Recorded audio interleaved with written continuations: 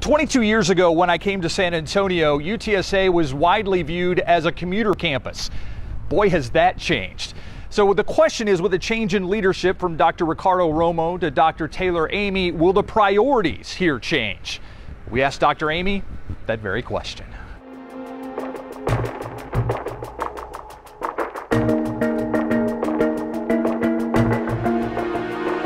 I would consider this to be the heart of UTSA. Yeah.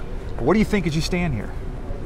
This is a pretty big campus, and it's a pretty new campus. I think most of my peers would say I would give my eye teeth to have a brand new campus of this size with a student body of what, 30,000? I think they would say, Taylor, what's taking you so long to get going? You have all the ingredients here.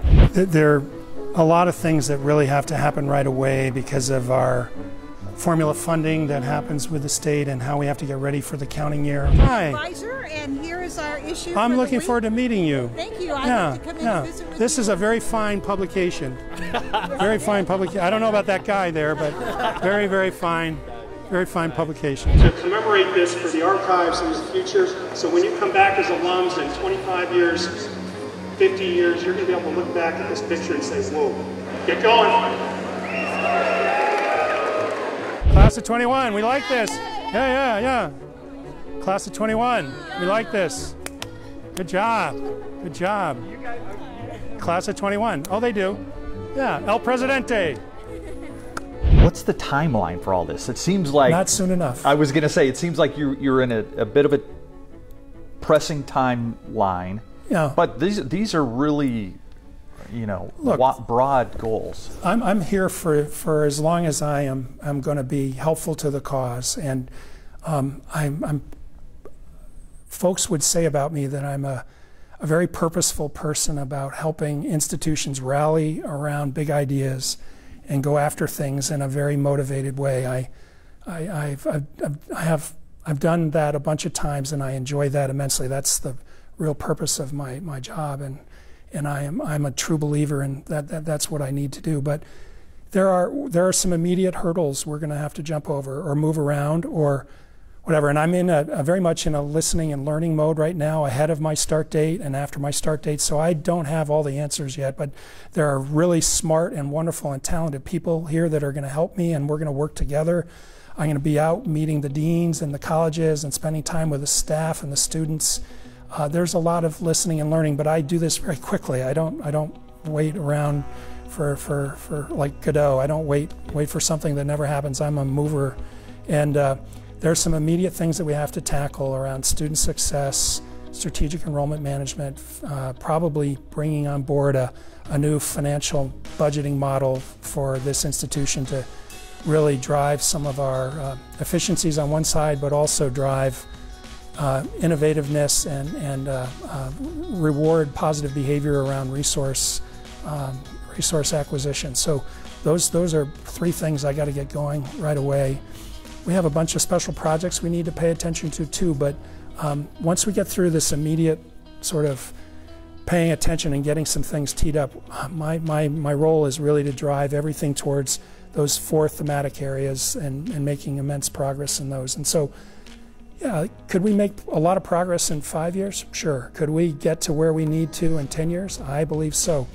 Go back and look at what Georgia Tech did before they became an AAU institution, sort of these top 100 institutions. They were like us, and in 10 years they climbed a giant mountain. Texas Tech has done a wonderful job of advancing its cause over the last 10 years and has moved the needle greatly. So has UT Dallas, so has UT Arlington. I mean, there's a lot of examples of it, and what seems like a giant mountain to most, that's the best part of this job, is how to tackle those big mountains. I have a print that I will have in my office. It's a Chinese lithograph, and it's in a mountainous area of China, and villagers are standing around a boulder at the base of a very steep hill, and they're all trying to figure out what to do with how to get this boulder to the top of the hill, and they're all having a committee meeting about it. And my job is to just get behind the boulder and start pushing, and there are lots of folks here who will help with that, and together I think we can move the needle in a big way because time waits for no one. And everybody else in my world, higher ed, they're all doing the same thing. We can't languish. We have an urgency about this that we have to pay attention to. Yeah. Have you met Dr. Romo? Have you talked to him since you took over, since you were appointed, or in the past? I actually met Ricardo on one of my visits down here in probably 2012, and I've followed his career. You know, he's the favorite son of this city, and if you look at what transpired on his watch here about how far this institution has come, you know, everyone should tip their hat to the accomplishments that he realized. So, no, I haven't seen him since I've been here in this current capacity, but I'm very aware of what he did when he came here 17, 19 years ago, and how far UTSA has moved from that period of time. Yeah, tough act to follow, or how would you term it? I look back on all the presidents that have served here. Actually, you need to go back to 48 years ago when the 48 years ago when the university first opened. If you look at how far this institution has come in 48 years, you have to just shake your head and marvel at the progress that has happened. And I think it's been increasing linearly and exponentially. So I have a wonderful opportunity to continue to grow the trajectory of this place exponentially, and I look back to all the presidents that have served before me, and I say thank you to each and every one of them because they've all contributed. So I think that's important to recognize. There was some controversy when you were named that some corners of the state, some corners of the city wanted a more, in their words, diverse president. What would you say to them, or have you met with those people at this point? I have been actively meeting with the community and sharing my hopes and aspirations for this institution and this city. I think once folks get a chance to talk with me and see my passion and hear the ideas that I want to share with them and in the way that I ask them to partner with me, I think folks realize that where I would like this entire wonderful enterprise to go is where the city wants it, and the institution wants it, and the entire community wants it to go. And I think we'll work through all of this, and we'll look back and say that the issues that were raised were appropriate and obviously logical and worth raising. And I would say that I'm going to continue to work very hard to honor where this community and this institution wants to go. I mean, in 20 years, every major research university, public research university in the country will be a Hispanic serving institution. And everybody will be wanting to declare themselves the best urban serving university.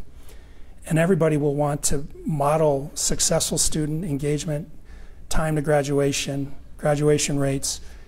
And everybody's going to look to this institution and say, UTSA figured this out across the entire spectrum of opportunity, and is the exemplar that we want to strive to be. And that's where I would like this to go. I read your bio, and I've been listening to your vision for what you want UTSA to be.